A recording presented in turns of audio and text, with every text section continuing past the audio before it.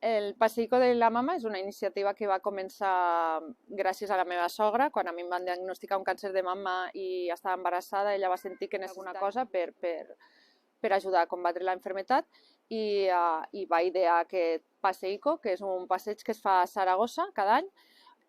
Són 7 quilòmetres i la gent participa i dona per a la investigació per al càncer de mama.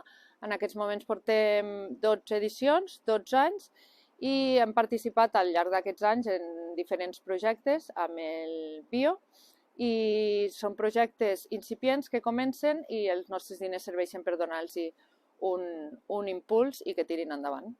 I des d'aquí voldria agrair que any rere any hem recaptat molts diners, crec que més de 500.000 euros, i tot això és gràcies a la gent que ha participat caminant o ingressant o donant de diferents maneres. Així que moltíssimes gràcies perquè això no és un mèrit del Paseico, sinó és un mèrit de la gent que ho fa possible.